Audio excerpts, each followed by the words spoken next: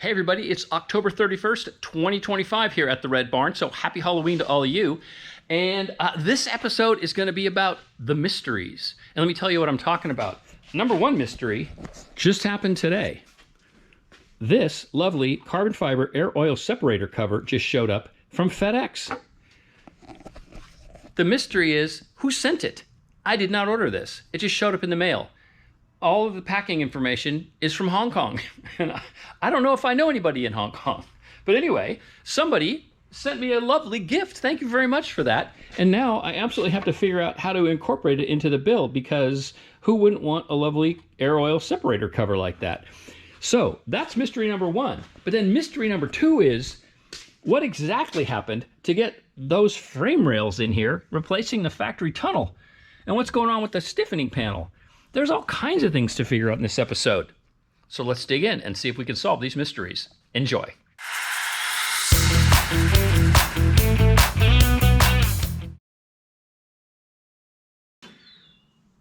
Yep, the tunnel's coming out.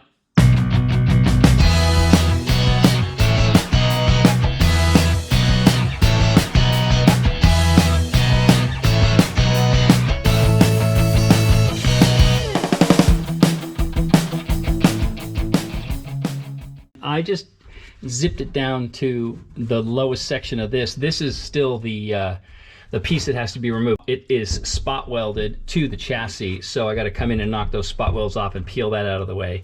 And then, boy, it's really interesting, as you can imagine, with this thing out of here, the floor moves in a way that it obviously hasn't before, because it's lost its support here and it's lost all this support. But that's not that big of a deal, because what I'll do is I will use a section of 1x3 and I will make a little lower brace that lives right down in this section and ties both of these back together. I did that in the LS car, and by the time I then I might actually use 1x3 as the base of this whole thing and just run it, you know, kind of in place, but you know, run it to there, and then I kick it in at an angle so that it doesn't interfere with the pedal, and that provides a super strong, easy to get stuff onto. You know, I can step up and have a narrower console or such. But you can see now that, you know, fastening these down and having my hydraulic lines where I can put, you know, the brake pressure switch and the clutch pressure switch. And that just makes it a bunch easier. I'm not stuck with the factory shape if it's not ideal for what I want to do. And while I was in here, I knocked the tar off the floor under the driver's seat. I had forgotten to do that, so that got taken care of. Not much fun to watch. And then here is the first bit of support structure. I'm not going to put this in yet. What I decided I'm going to do is, as I was remembering how I did this in the LS car, the first thing I'm going to do is do the side rails, or the base of this thing, and then this can stitch down into the middle of it and be a better fit, and then get welded to the floor. The 1x3, I'll cut this right coincidental with the edge, and then this will get welded to the 1x3. This will be the crossbar between the 1x3s, and then the same thing on that side. And we should be well on our way to having a nice foundation under there. It's just going to be a lot easier, and that way I can actually go after really figuring out how to do the wiring exactly the right way. And I won't have to redo it, which is the smarter way to go. It's just going to take a little longer and delay me trying to start this thing. But, you know, in the end, even if there's a problem with the motor, I'm going to fix it. It's not like I'm going to, you know, change the drivetrain or anything. So as I've been thinking about it, I really just need to do it the right way. And it may take a little bit longer to get it started, but that's just the way it's going to be. So I hope you're okay with that.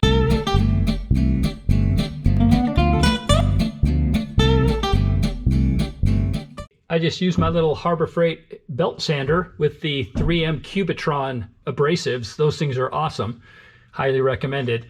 And just sand through the spot welds, and then I come back with this body chisel, and you know, you just kind of knock it all off of there, and you can, you know, for the most part, it goes pretty quick. So, you know, I got about 10 more feet of that to do, and I'll have all that stuff gone.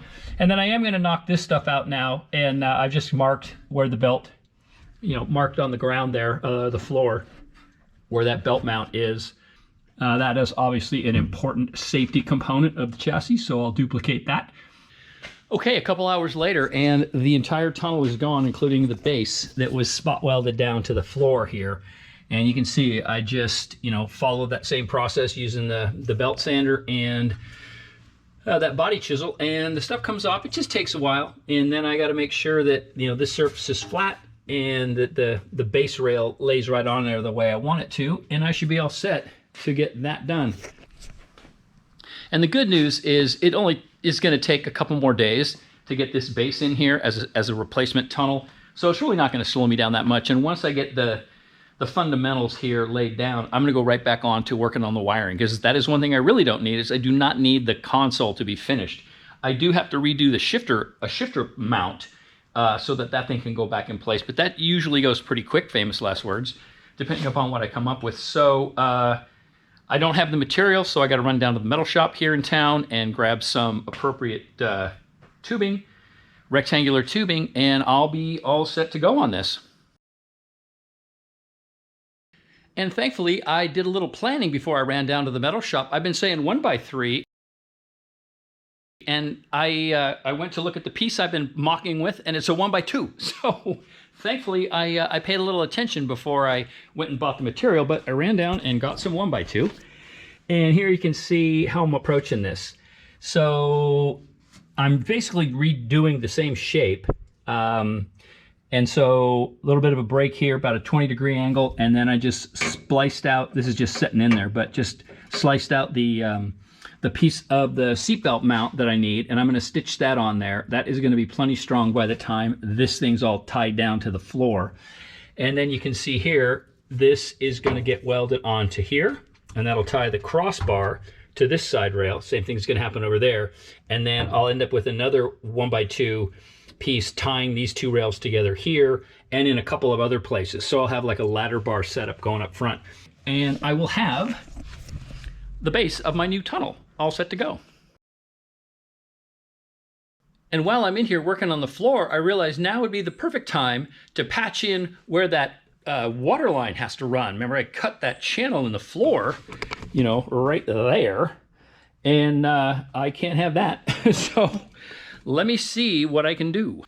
So to remind you, here's the hose that is the hot water going to the front of the car. And you might remember, if I point you up here, this is the hose coming out, right? And it goes down around the corner. And I need to make a bump up so that that hose tucks up, because remember these channels, this section of the chassis where it's got this little kick up, that's where the Gates green stripe runs, and I wanted it to come down here and go around the corner and be no lower than it is when it's in this section of the chassis. So I got to do something about that. So here's what I started with, and a little while later we've got that. It just started out as a piece of flat stock, and I bent it up to approximate the shape that I wanted, and bent a little flange on the end. I'm probably gonna have to tidy this up a little bit more, but it'll probably, once the base is tacked in, I can hammer those flanges hard against the inside of the firewall. And then that whole thing will get seam sealed from underneath, and that should take care of everything. So here's the raw finished driver's side rear base rail, and you can see I've got the seatbelt mount grafted in, a couple plug welds, seam welded all the way around, and then seam welding on that angle bend. And now I need to make essentially a mirror image of this. So here's what I did. I measured up the other piece. I leave this a little long because I'll fit it as I go, but I want to get this angle right. So I just used, I'm going to do a set of measurement. This was just as quick, and I just made up this little jig and got this trimmed pretty well. Clamped this thing down with this under it and pinned up against here, and it's setting the angle that I want. So now I'm just going to go ahead and tack this in place.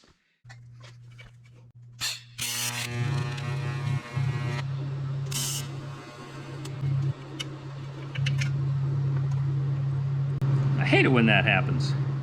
That's the disc sander winding down after I went and sharpened the tungsten. So let's try that again.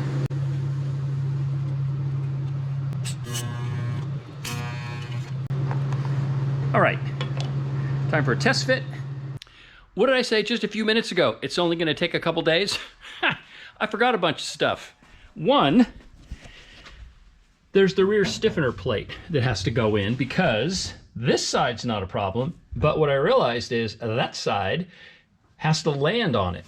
And the other thing was, I didn't bother filming it, but I had to redo that angle because, as you can see, I completely spaced on the fact that the shifter cables have to get down around there. This has to have all the clearance. So if you look at it from the top, you can see that that left side, passenger side angle is a bunch steeper, which is fine.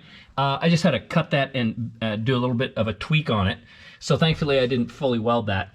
And now I've got the clearance I need to get the cables through there, so I should be good to go on all that stuff. And this is just temporarily fit. You can see that that side's not yet been bent. It comes as a flat sheet and you have to contour it. So I just have to work this bend right here.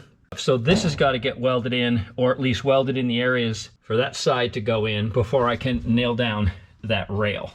And then I just put the seat back in and just kind of rough fit the shifter, because as I was looking at all this, I thought that angle comes in a bit steep right there, and I want to make sure that the cable's clear.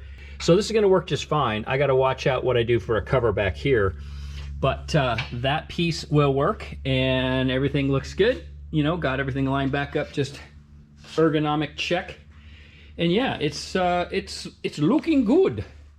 And since a lot of this fab stuff is just back and forth to the bandsaw and doing some welding, I didn't bother filming it. It's not very exciting to watch, but here's the end result.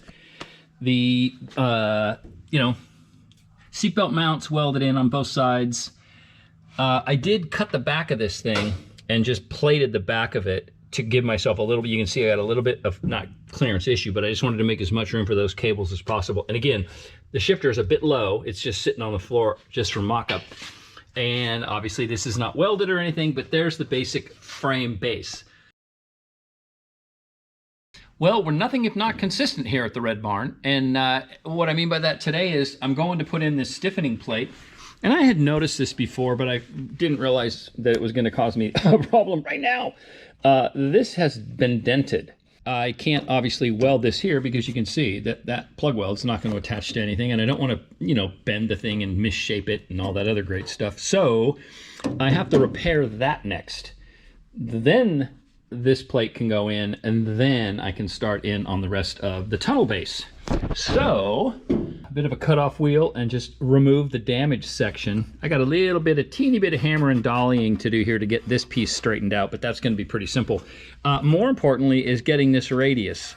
And the way I'm going to do that is I'm going to use a radius gauge. And this is like, it's, you know, kind of like a set of feeler gauges, but it's got external radius gauge information. And then if you ever need it, it's also got internal radius gauge information. So what you can do is kind of grab what you think is about right, and it's going to be hard to see the light coming through, and you can fit these radius gauges onto this.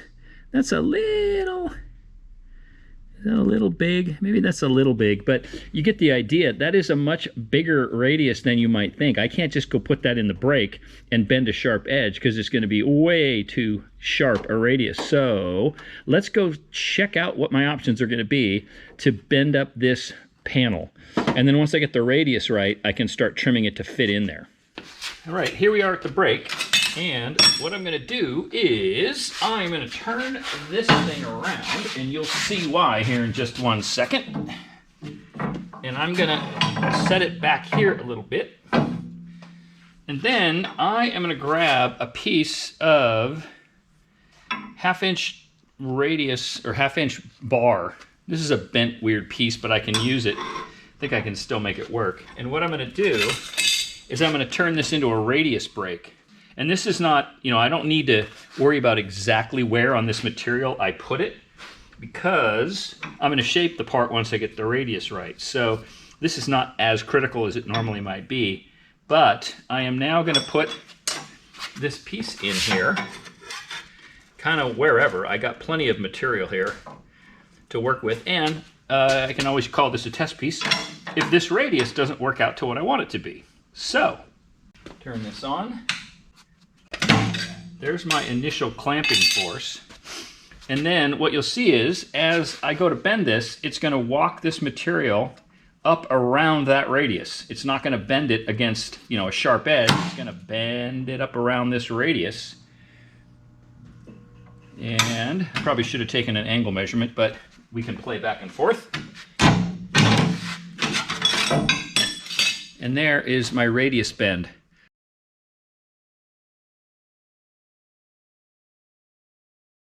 And then many minutes later, the piece is trimmed and fit.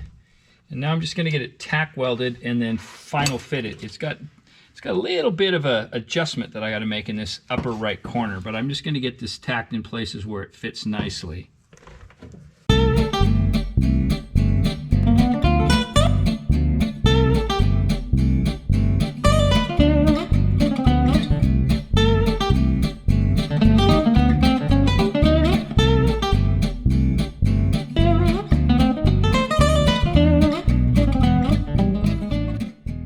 That turned out really nice. It's a good fit. It's a nice match to that radius. A little gappy down in that corner, but nothing I can't take care of. But most importantly, it contacts everywhere, and that wacky looking dent area is going to disappear once this is finished, you know, while this is welded and sanded flat. And it will look like it never happened in the first place. So I just have to do that, get that dressed, get a little primer on it. The back of this is already primed, and you can see that all the spot weld holes, plug weld holes, are prepped across the firewall. So I am just a little bit away from getting this panel fit, and then we can get back onto the base of the tunnel.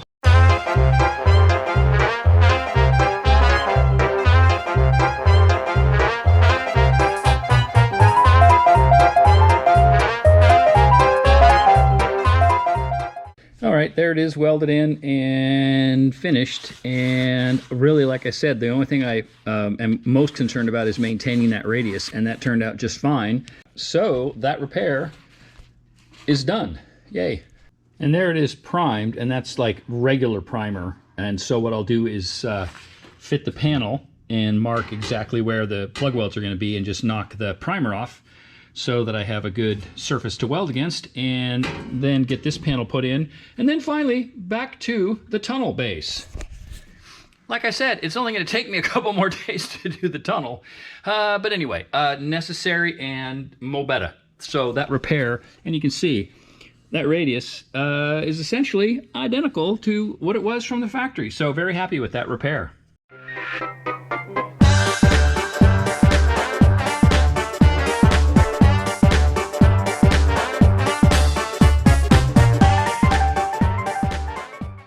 And then with the welding finish, it's the 3-inch sanding angle grinder with our friends, the 3M Cubitron abrasives.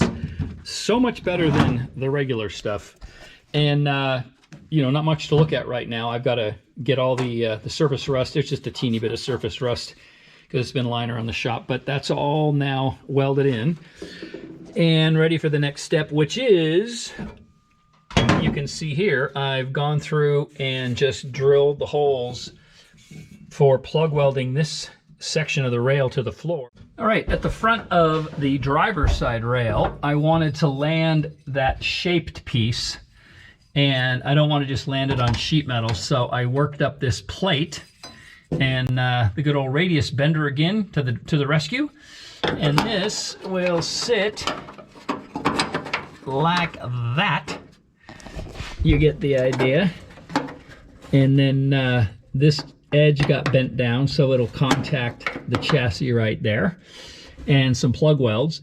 And that's just going to be a safer place for that 1x2 to land.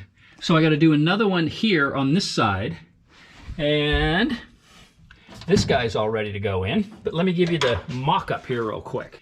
Couple important things. The little hiccup here in the difference in heights where the floor steps down, I'm going to ignore that and simply tie these together with a little bit of an angle. because what I realized was nothing's going to land on this surface. What I'm going to do is I'm going to run another set of rails down that's going to serve as the mount for the shifter and maybe the shape of a rear console. You know, once I get the low hoop up in here, I may do something up to the low hoop off of that. So I'm not going to worry about this surface being slightly stepped.